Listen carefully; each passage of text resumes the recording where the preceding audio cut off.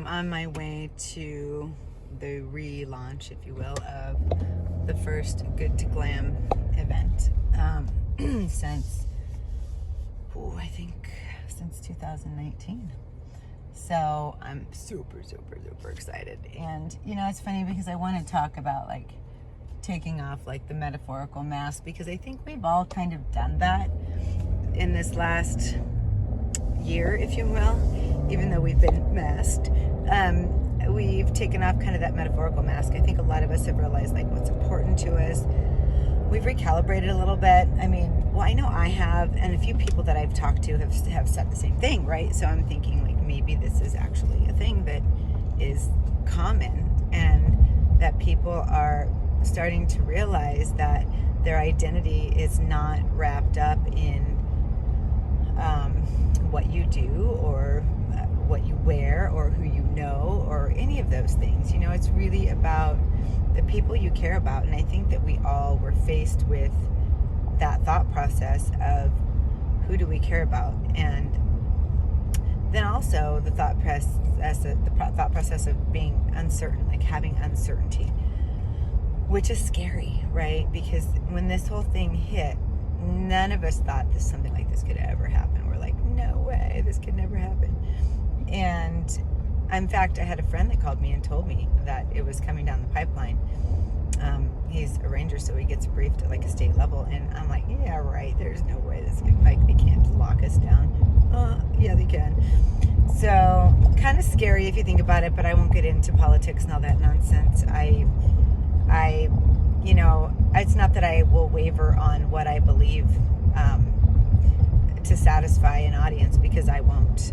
I will say that so many people are so politically angry, I guess, that it has become a toxic conversation. And it's sort of dangerous because, we forget that we're the United States. And I won't stay on this for long, but I will say that the more that we're broken up inside, and I think we already all know this, but it's just like a family, right? When you start breaking up inside of a family, you start to pull apart, and you start to take sides, and this happens in companies too. It happens everywhere. We're doing this at a freaking national level, maybe even a worldwide level at this point. Like, what's wrong with us?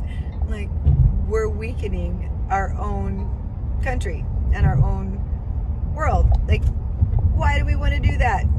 Especially if you have kids, like, you don't want to leave that behind, right? You don't want to leave behind some crazy chaos nonsense.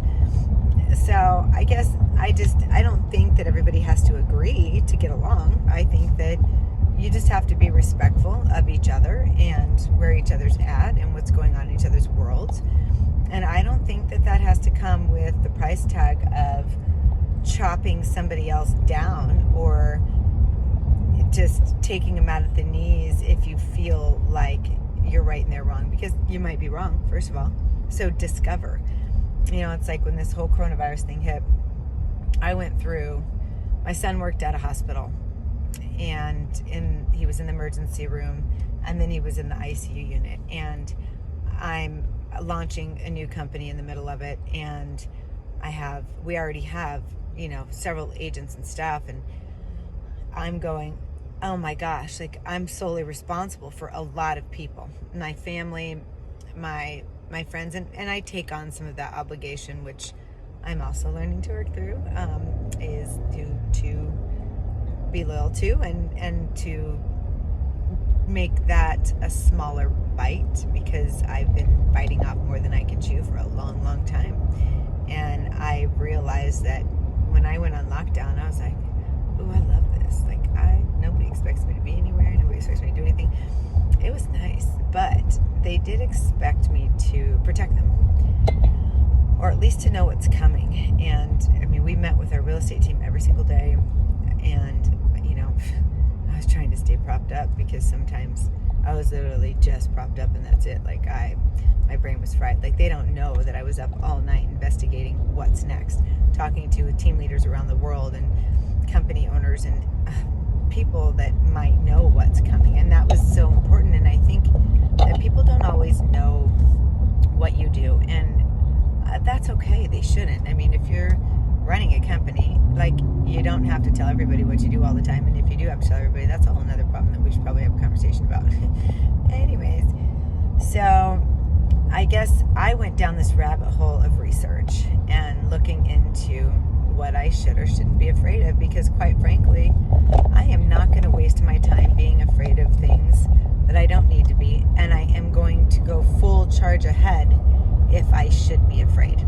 And what I found was pretty astonishing, actually. I won't get into that because I don't want to cause a huge controversy, but the numbers shocked me, and the things that were happening within the numbers, if you will. I don't know how to describe it without launching a full-blown like attack on the video, which I don't care if people attack it or not, but at the end of the day, I don't want that to be a distraction from the bigger picture of the metaphorical mask I'm talking about. That's a whole nother video that I'll do on what I found on the coronavirus, maybe. But, you know, it was like I was in workout clothes every day, and I loved it. I loved not having to feel like I had to impress anybody. I don't think I wore makeup for like months, and I love that too. And, you know, I did miss it sometimes, and you know what I missed a lot? I did miss Get to Glam a lot, and I think that's largely because, you know, those are when you have people in your world that you count on and care for, and look forward to seeing every month. That's hard to just let that go. And if you have the opportunity to learn from people and teach people what you've learned and share those experiences, that's huge. You just don't get that anywhere. And I missed having that connection with people. And I realized that I give too much of my energy away, and I don't always notice, like, hey, you know, this is like, I used to be exhausted sometimes after the events because I would stay and I would want to talk to everybody, even though I was tired from presenting for several hours on end. But, you know, there's certain things that you do, and I realized that I do have to limit some things so that I don't have migraines. Got to take care of yourself first, I think, is number one, to learn, and making sure that you aren't giving your energy to the wrong people, because they're energy suckers, and you have a lot of those people. I call them spring butts. You know, they need a lot of attention, they need a lot of rewards, and they're exhausting.